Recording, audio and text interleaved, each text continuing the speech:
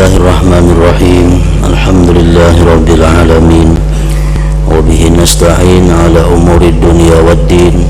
Wassalatu wassalam ala asyrafil anbiya wal mursalin sayyidina Muhammadin wa ala alihi wa sahbihi ajma'in. Qala al-musannif al-imam hujjatul Islam Abu Hamid Muhammad bin Muhammad al-Ghazali rahimahullah wa nafa'ana bi ulumi.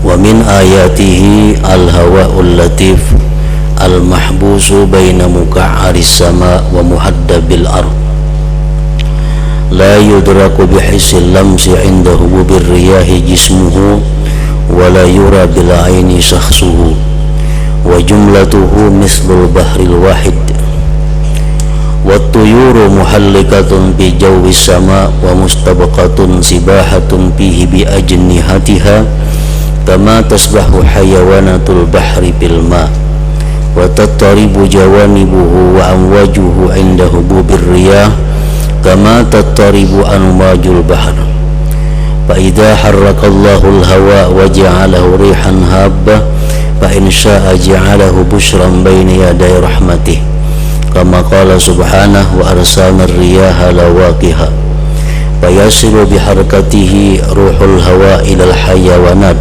wan nabatat fatasta'iddu lin nama wa in sya'a ja'alahu azaban 'alal usati min khaliqati kama qala ta'ala inna arsalna 'alaihim rihan sarsara fi yawmin nahsin mustamir wa tanza'u an-nasa ka'annahum a'jazu nakhlim munka'ir ila akhirih. Makna kalamul Imam Al-Ghazali rahimahullah wa nafa'ana bi ulumih. Dan di antara tanda-tanda kebesaran Allah Subhanahu wa ta'ala adalah udara yang halus yang ditahan di antara kelengkungan langit dan kebundaran bumi. Jadi antara bumi dan langit itu ada udara yang diciptakan oleh Allah Subhanahu wa ta'ala. Udara itu tidak dapat diperdapati dengan indera sentuhan ketika berhembusnya angin akan jisim udara itu. Udara itu kadangkala kita sentuh, artinya udara itu disentuh kada terasa dan tidak dilihat dengan mata akan dirinya. Padahal antara langit dan bumi ini adalah udara, tapi udara itu diciptakan Allah sedemikian rupa sangat halus sehingga kada bisa disentuh dengan indera sentuhan dan kada bisa dilihat dengan indera mata. Namun demikian udara itu adalah merupakan sesuatu yang sangat penting, yang sangat pokok bagi kehidupan manusia khususnya.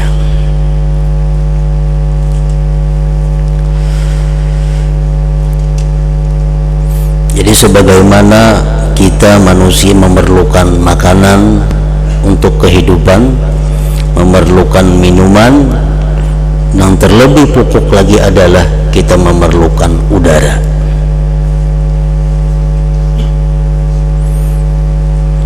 Di antara makanan, minuman, dan udara itu yang paling penting adalah udara.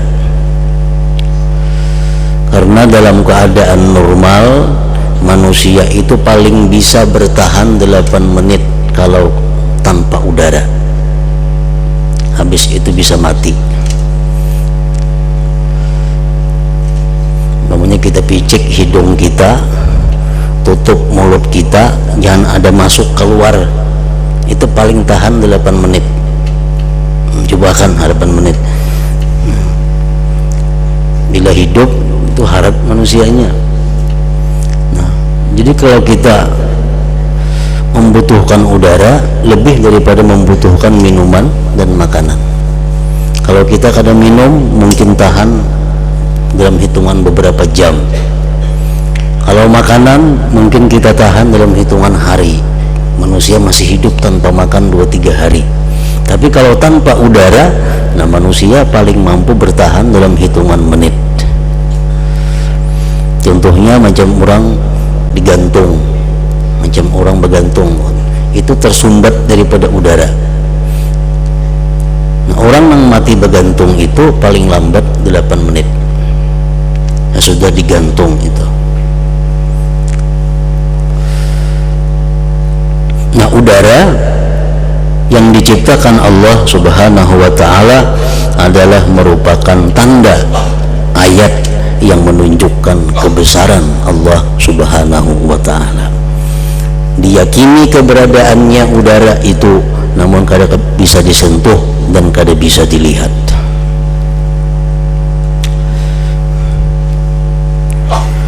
Dan keseluruhannya udara itu antara langit bumi ini seperti laut yang satu.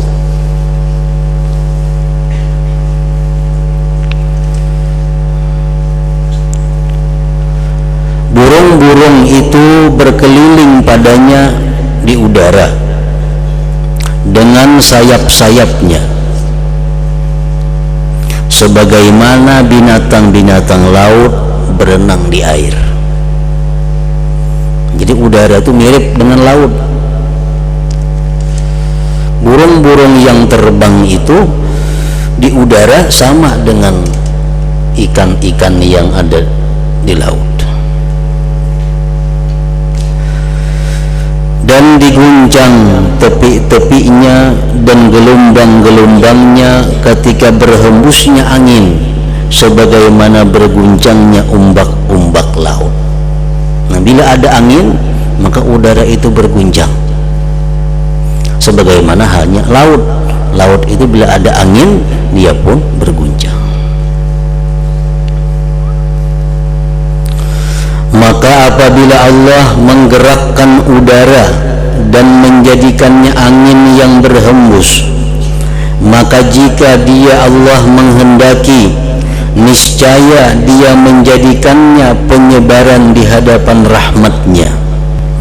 Sebagaimana Allah Ta'ala berfirman, wa arsalna riyaha lawaqih, artinya dan kami telah mengirim angin-angin untuk mengawinkan tumbuh-tumbuhan.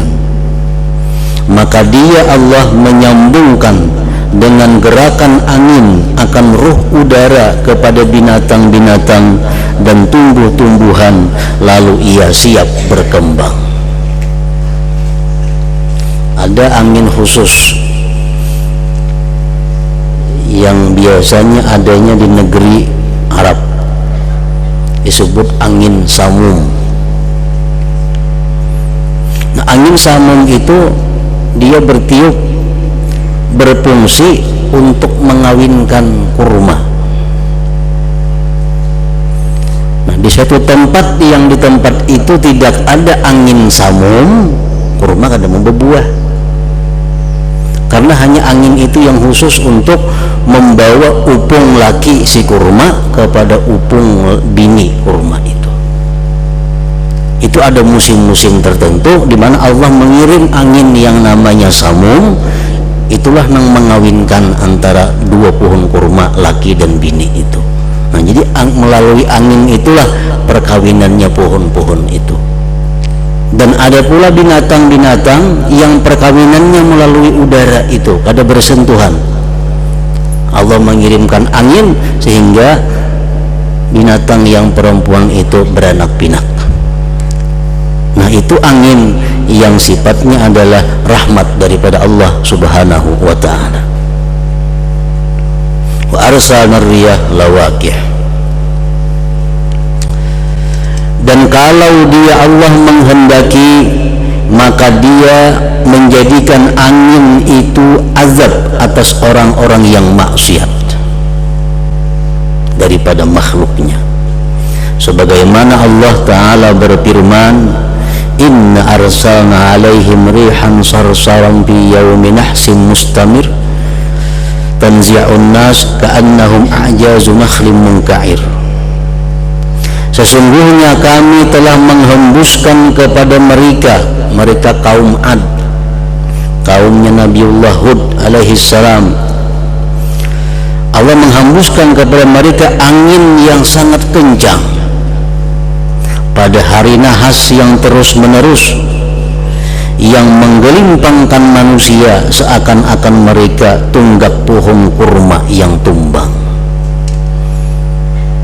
Di zaman Nabiullah Hud, Allah mengirim angin yang luar biasa kencangnya,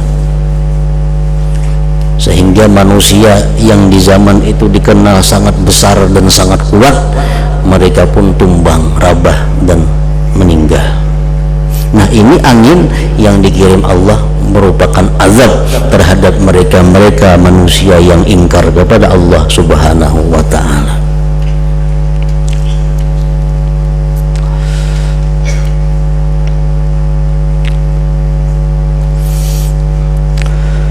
Kemudian perhatikanlah kepada halusnya udara,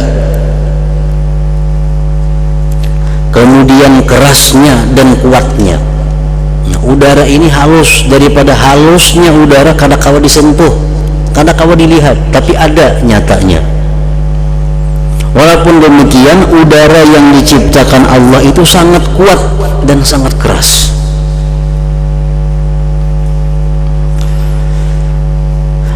Manakala ia ditekan dalam air. Sambungannya, benda yang ditiup angin yang dibawa oleh seseorang yang kuat untuk ditenggelamkan dalam air, niscaya orang itu lemah daripadanya. Macam pelampung.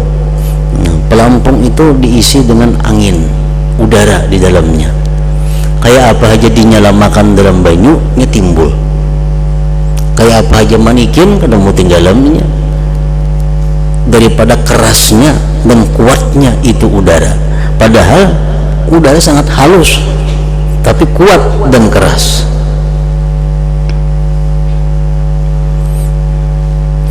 Besi yang keras yang kamu meletakkannya di atas permukaan air lalu masuk di dalamnya. Kalau besi keras kita andak dalam banyu tinggalam. Nah, tapi kalau udara timbul, kadakawa dimasukkan ke dalam banyu daripada saking kerasnya dan kuatnya itu udara. Maka perhatikanlah bagaimana udara itu bergulung dari air dengan kekuatannya serta kehalusannya. Maka dengan hikmah inilah Allah Ta'ala menahan perahu-perahu di atas permukaan air itu. Kapal-kapal itu kada mau tinggalam karena ada udara yang menahannya. Begitu pula setiap yang berlubang yang di dalamnya ada udara itu tidak dapat menyelam dalam air. Karena udara bergulung, maksudnya enggan dari menyelam dalam air, maka ia tidak terpisah dari atap yang di dalam dari perahu. Lalu perahu yang berat itu tetap beserta kuatnya dan kerasnya udara tadi, bergantung di udara yang halus. Jadi kapal-kapal nang ganal-ganal, perahu-perahu kita lihat itu sebenarnya bergantung di udara nang kada kelihatan, sehingga kapal-kapal itu kada tinggalam di dalam banyu. Nah, bandingannya seperti orang yang jatuh dalam sumur, lalu ia bergantung dengan tepi kain seorang laki-laki yang kuat yang mencegah dari jatuh dalam sumur. Nah, kapal-kapal itu bergantung di udara. Sebagaimana orang hendak gugur bergantung di ujung tapih seseorang.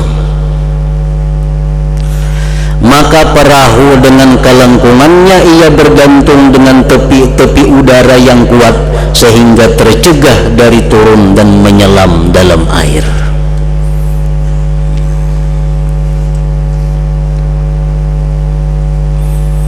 sebagian manusia hanya bisa melihat perahu atau kapal itu berjalan di atas air.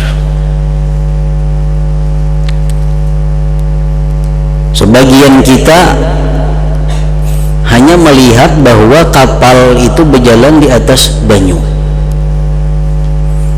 Nah, kalau pandangan kita hanya sampai di situ, maka tidak ubahnya, tidak bedanya kita seperti binatang-binatang melata lainnya. Sama dengan sapi, dengan kambing yang melihat kapal berjalan di atas air.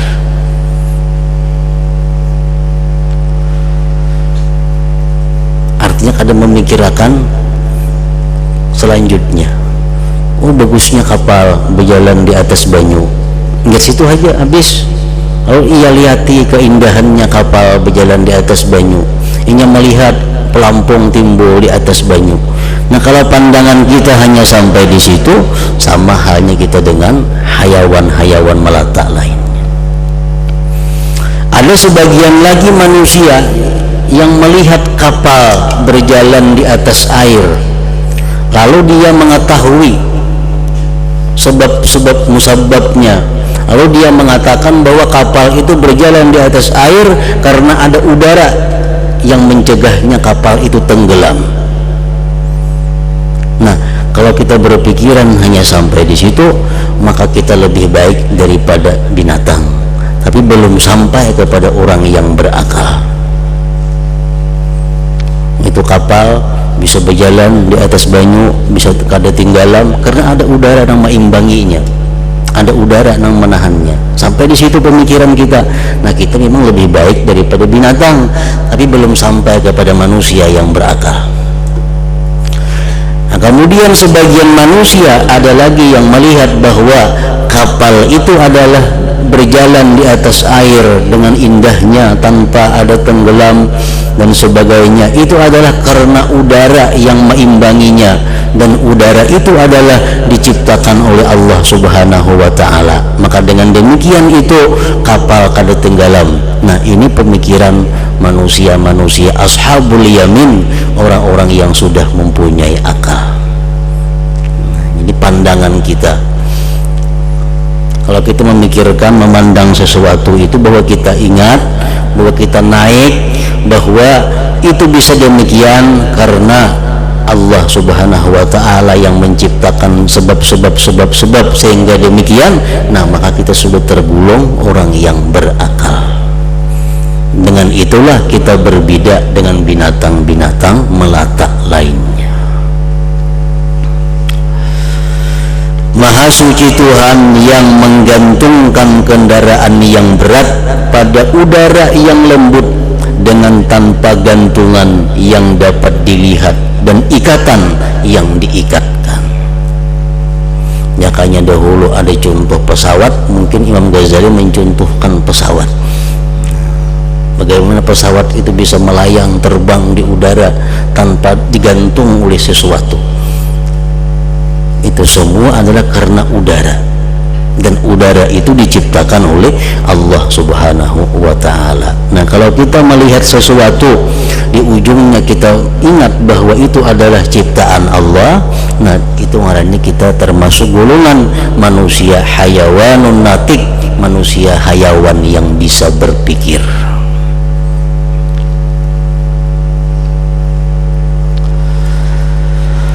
Kemudian perhatikanlah kepada keajaiban-keajaiban udara dan apa yang tampak padanya dari mendung, petir, kilat, hujan, salju, bintang-bintang dan halilintar.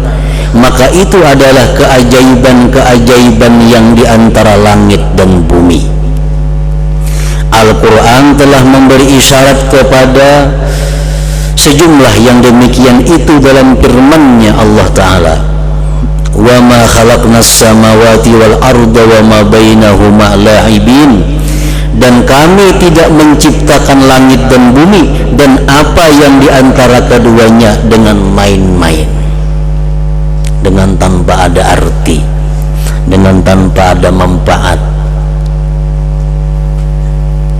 suci Allah, maha suci Tuhan menciptakan sesuatu tanpa ada manfaatnya.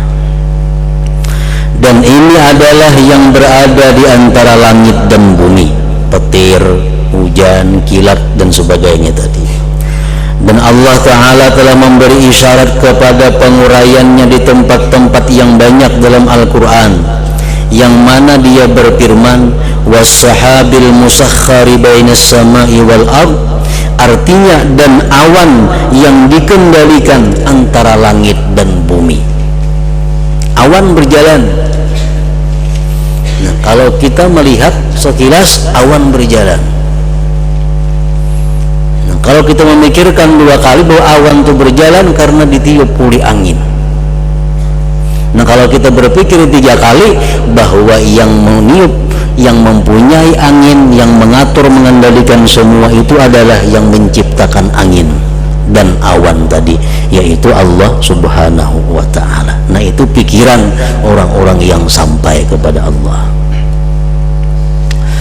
Dan di mana dia Allah melintangkan petir, kilat, awan dan hujan, maka apabila kamu tidak mempunyai bagian dari jumlah ini selain kamu melihat hujan dengan matamu, dengan mendengar petir dengan telingamu, maka binatang bersekutu denganmu dengan ma'rifat ini.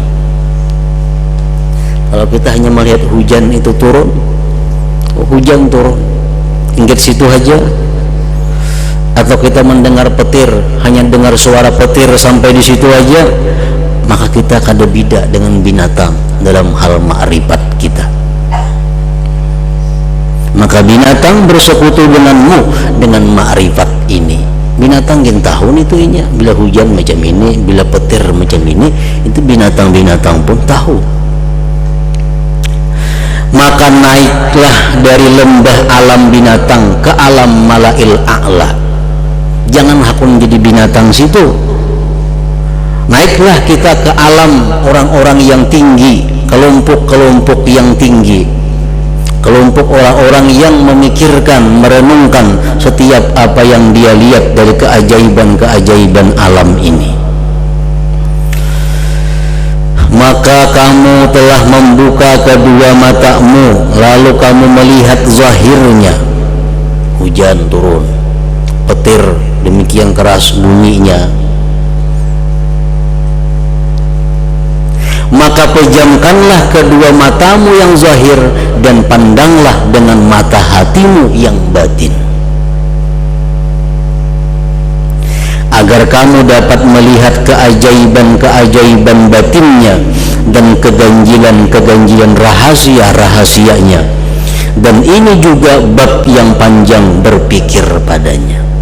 Ini termasuk bahan untuk tafakkur, termasuk jalan untuk mendapatkan ibadah yang sangat besar nilainya.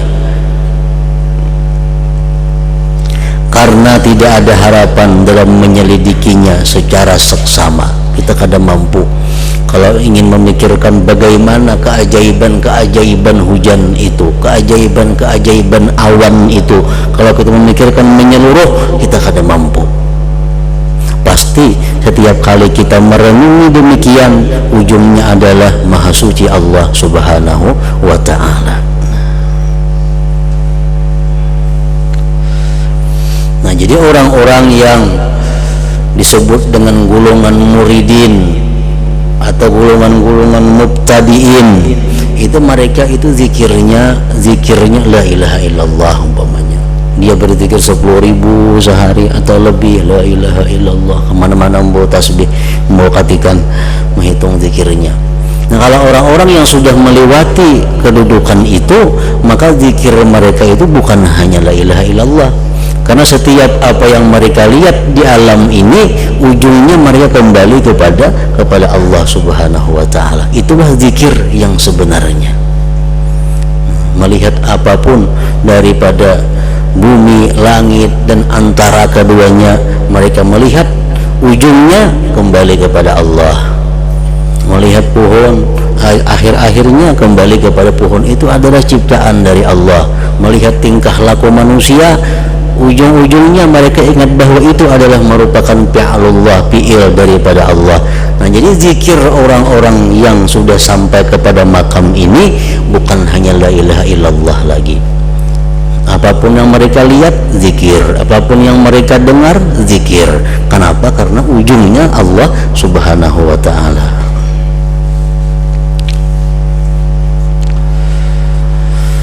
Maka pikirkanlah pada awan yang tebal, yang gelap. Bagaimana kamu melihatnya si awan itu berkumpul di udara yang bersih, yang tidak ada kekeruhan padanya.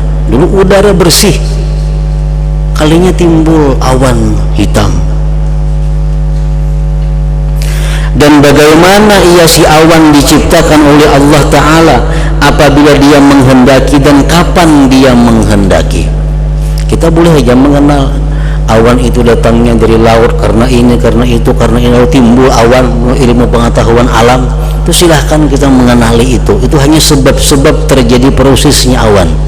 Tapi pada hakikatnya yang membuat sebab-sebab itu adalah Allah subhanahu wa ta'ala.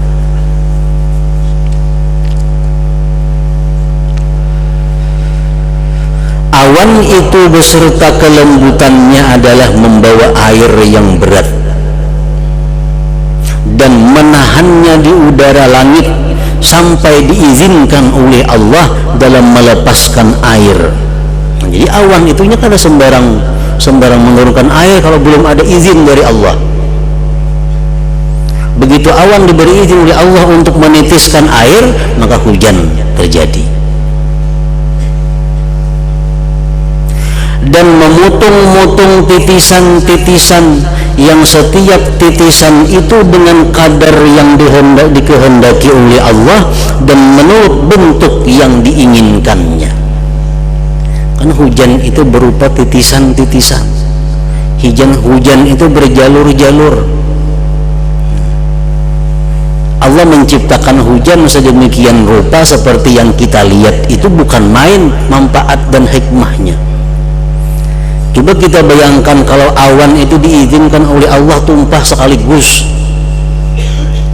rumah hancur. Banyu itu dituang, sedrum langsung blang dari atas umpamanya.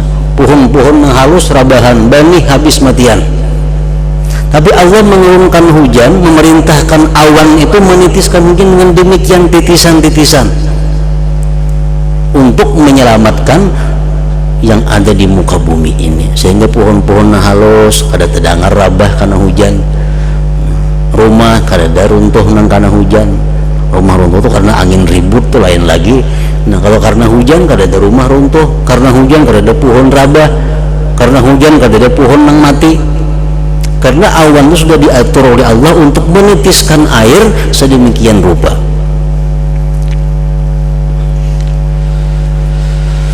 Maka kamu melihat awan menyiram air ke atas bumi dan mengirimkan kepadanya titisan-titisan yang terpisah-pisah,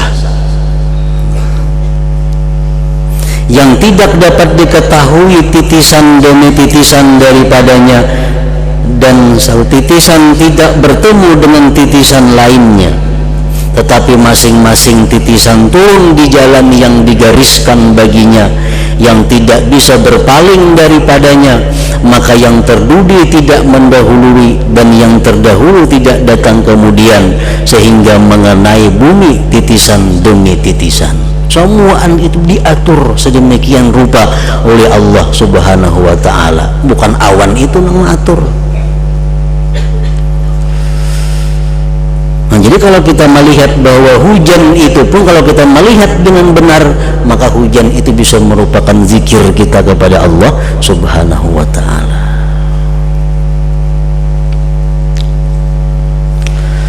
Jikalau orang yang dahulu dan orang yang kemudian berkumpul untuk menciptakan satu titisan daripadanya, daripada hujan tadi, atau untuk mengetahui jumlah yang turun daripadanya di satu negeri atau satu desa, niscaya lemahlah perhitungan jin dan manusia dari yang demikian itu. Maka tidak mengetahui bilangannya selain orang yang mengadakannya, menciptakannya, Allah subhanahu wa ta'ala. berapa kubik kira-kira hujan turun yang diperlukan pada hari itu. Nah, ukurannya itu hanya Allah yang mengetahui. Andai kata berkumpul manusia dan jin di seluruh dunia dari sejak dahulu sampai sekarang berkumpul untuk meneliti berapa kira-kira titisan yang terjadi, yang turun dari awan ke bumi, berapa jumlah airnya, maka mereka kada akan mampu menghitung demikian. Kemudian setiap titis daripadanya itu ditentukan bagi setiap bagian dari bumi dan bagian setiap hewan di bumi dan burung, binatang liar, semua binatang, serangga dan binatang yang melata, tertulis atas titisan itu dengan tulisan Tuhan yang tidak dapat dilihat dengan penglihatan zahir. Titisan itu ada tulisannya. Jadi di hujan-hujan itu ada tulisan, ini untuk rezekinya binatang anu, ini untuk rezekinya pohon-pohonan, ini untuk rezekinya tanam-tanaman, ini untuk rezekinya ulat-ulat dan binatang liar lainnya. Cuma tulisan itu kada dilihat dengan mata zahir kita. Bahwa titisan ini rezeki ulat anu yang berada di daerah gunung anu, yang sampai kepadanya ketika ia haus pada waktu anu. Ini beserta apa yang ada pada terjadinya isi yang keras dari air yang halus dan pada bertebarannya salju-salju seperti kapas yang tersebar dari keajaiban-keajaiban yang tidak dapat dihitung. Semua itu adalah karunia dari Yang Maha Perkasa, Yang Maha Kuasa, dan paksaan dari Yang Maha Pencipta dan Maha Perkasa. Awan kada bisa berpaling daripada perintah Allah untuk menghujani daerah sini. Kada bisa awan tuh berpaling. Misalnya Allah menentukan hujan, awan menurunkan hujan di daerah sini, awan kada hakun, kada kawan. Yang tidak ada bagi seorang makhluk bersekutu padanya dan tidak ada tempat masuk. Kalau kita mau urus lawan Tuhan, mengatur itu kada ada jalannya. Bahkan tidaklah bagi orang-orang mukmin dari makhluknya Allah melainkan ketenangan dan ketundukan di bawah keagungannya Allah dan kebesarannya Allah Subhanahu wa ta'ala.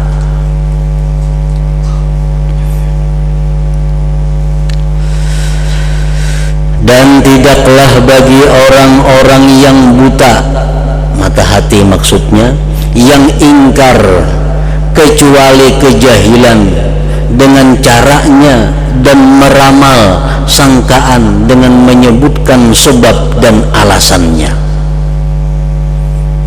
Sebagian orang-orang yang buta mata hatinya, dia akan meramalkan hujan ini, dan dia akan menghitung bahwa hujan itu sekian kubik di daerah anu, dan terjadinya hujan itu karena ini. Maka orang yang bodoh, yang tertipu berkata, hanya saja air itu turun karena ia berat menurut tabiatnya. Itu orang-orang yang bodoh. Karena awan itu sudah semakin lawas semakin berat, awan semakin lawas semakin banyak mengandung air, akhirnya nangaran berat itu awan menurunkan hujan. Itu pendapat orang-orang yang dianggap bodoh.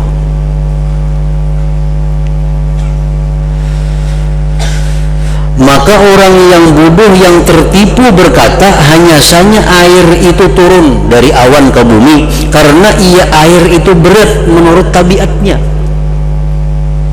Dan hanya saja inilah sebab turunnya. Sebab inya berat, alunya pecah dan turun ke bumi hujan.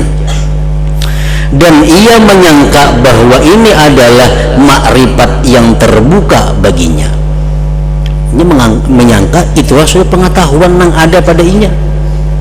Jadi ilmu yang ada pada kami bahwa awan itu terkumpul dari uap laut, dari macam-macam, sehingga terkumpul jadi awan.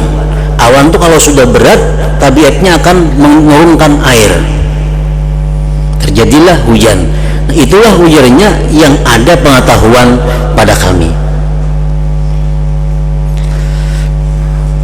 Dan jikalau ditanya kepada orang bodoh itu, apa arti tabiat itu? Kan banyu tabiatnya itu berat. Kalau sudah berat dia akan turun. Nah, apa arti tabiat?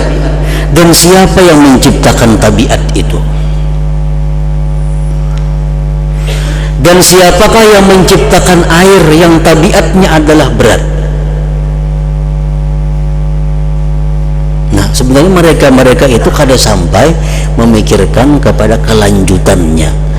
Mereka hanya terpaku dengan sebab-sebabnya. Padahal kita dituntut di dalam agama, jangan sekali-kali kita memandang hanya sampai sebab, tapi kita dituntut untuk memandang sesuatu itu sampai kepada musabbib yang membikin sebab itu. Kalau kita hidup hanya memandang sebab, itu banyak susahnya, banyak mengecewakannya. Kenapa? Karena kehidupan ini umumnya kada sesuai dengan apa yang kita kehendaki.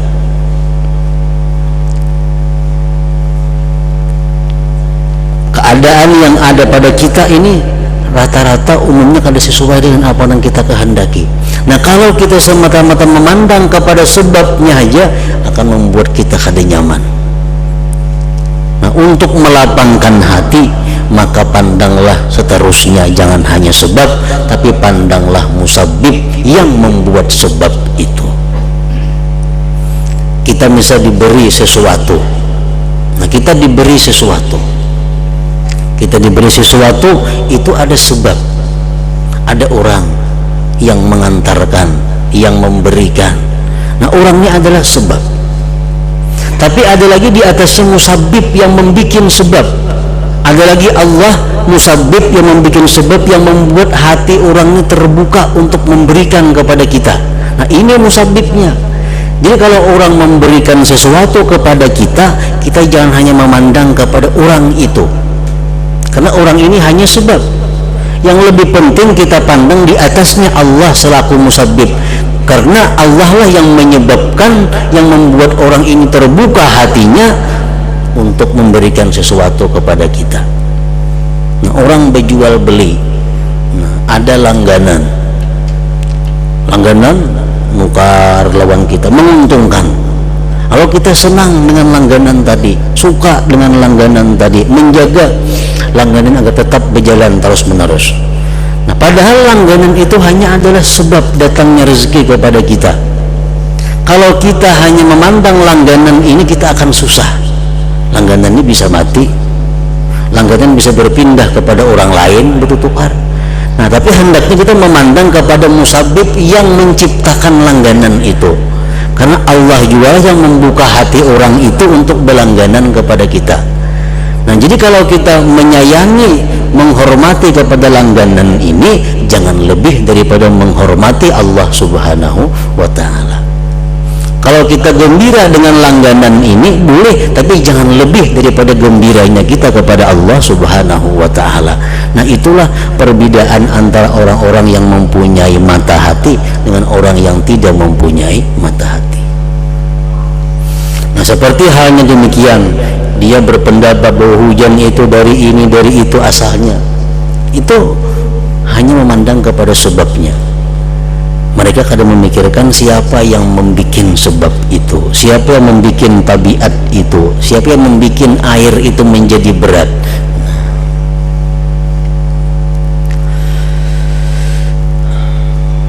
Dan siapakah yang menciptakan air yang tabiatnya adalah berat?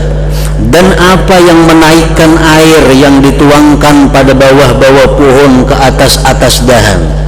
Kalau air itu tabiatnya turun karena ini berat, siapa yang menaikkan air di pohon-pohon itu?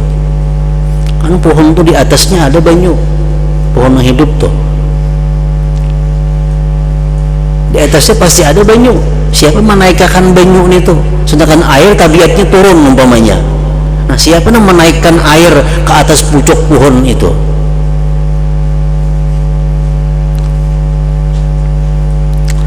Sedang air itu berat-berat menurut tabiatnya, maka bagaimana ia telah turun ke bawah? Hujan, banyu turun ke bawah, kemudian naik ke atas banyu itu di dalam lubang-lubang pohon sedikit demi sedikit, di mana ia tidak dapat dilihat dan tidak dapat disaksikan. Kalau kita memperhatikan, banyu itu naik ke atas ke pucuk pohon. Di pucuk pohon yang hidup pasti ada banyu, kalau ada mati. Nah, siapa yang menaikkan air ke atas pohon itu? Pada airnya tabiatnya mesti turun.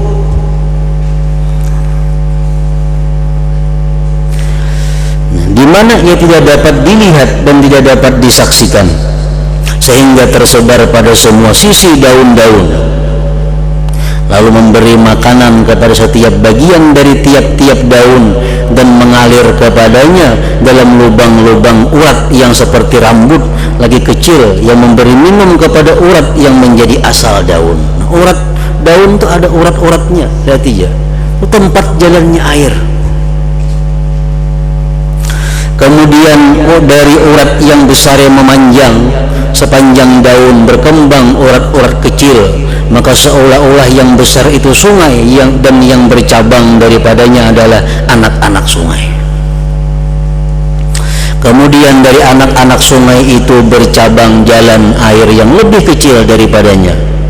Kemudian daripadanya tersebar benang laba-laba yang halus yang keluar dari diperdapati oleh penglihatan, sehingga terhampar pada semua lintangan daun. Maka air pada lubang-lubangnya sampai kepada bagian-bagian daun untuk memberi makan kepadanya, mengembangkannya, menghiasinya, dan mengekalkan kelembutan dan kehijauannya. Dan begitu pula kepada sekalian bagian-bagian buah-buahan. Maka jikalau air bergerak menurut tabiatnya ke bawah, maka bagaimana ia dapat bergerak ke atas? Berarti bukan air yang bisa turun naik, itu ada yang menurunkan, ada yang menaikkan. Kita kada boleh mengatakan sebab memberi bekas kafir, tabiat memberi bekas kafir. Yang benar yang memberi bekas hanya musabbib, Allah subhanahu wa ta'ala. Jadi kalau air itu turun ke bawah, Allah yang menurunkan, bukan tabiat air. Buktinya apa? Air bisa naik ke atas pohon, siapa yang menaikkan?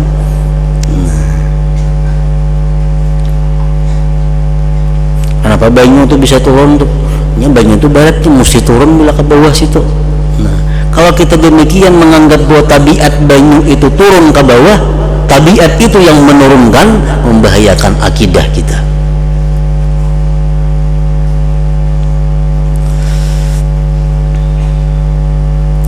Maka jikalau air bergerak menurut tabiatnya ke bawah, maka bagaimana ia dapat bergerak ke atas? Kalau yang demikian itu terjadi dengan sebab tarikan yang menarik, maka apa yang menundukkan penarik itu? Kalau demikian itu sampai pada akhirnya kepada pencipta langit dan bumi dan yang maha perkasa alamul mulki wal malakut, mengapa tidak dialihkan kepadanya dari permulaan perkara? Kalau ujung-ujungnya itu kembali kepada Allah juga. Kenapa kada asal-asal dikatakan Allah yang menurunkan, menaikkan air itu? Maka akhir orang jahil adalah permulaan orang yang berakal.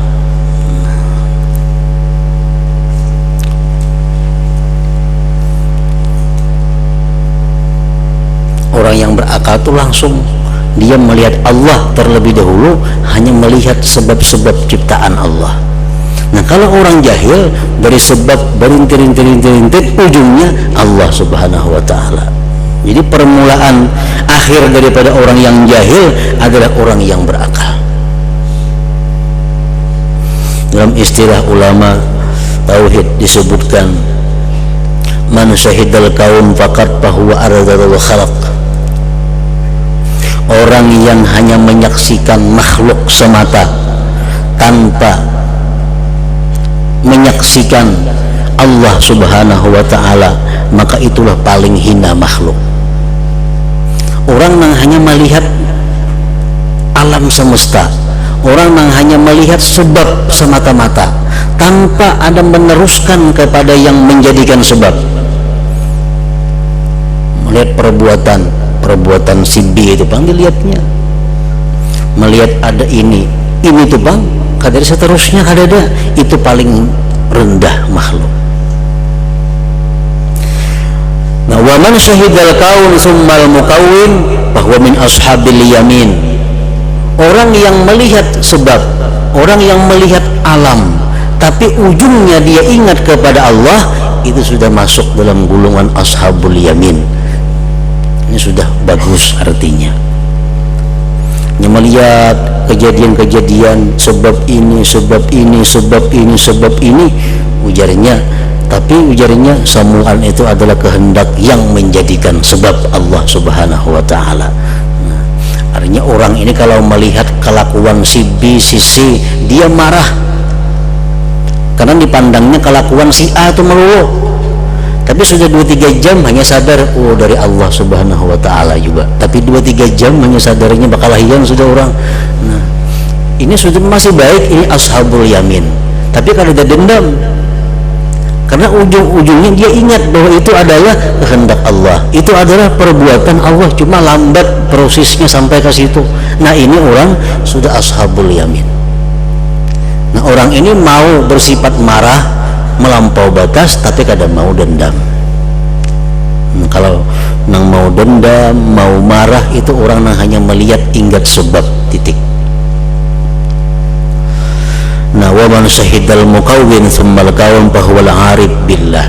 Orang yang melihat, orang yang menyaksikan Allah terlebih dahulu, dia melihat sesuatu apapun, mendengar kabar apapun, dia Allah terlebih dahulu, hanya melihat sebab-sebabnya. Nah, itulah orang yang arif billah.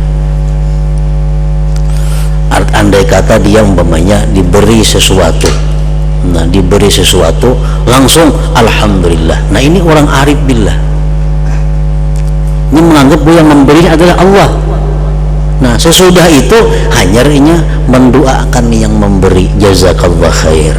Nah, hanya melihat kepada sebab. Ini orang yang arif billah. Melihat alam semesta, ini ingat dulu kepada penciptanya Allah, hanya meneliti kejadian alam ini. Kalau orang jahil, teliti dahulu, hanya ujungnya kepada Allah. Nah, itu perbedaannya. Nah, kalau kita ashabul yamin, diberi orang, jazakallah khair.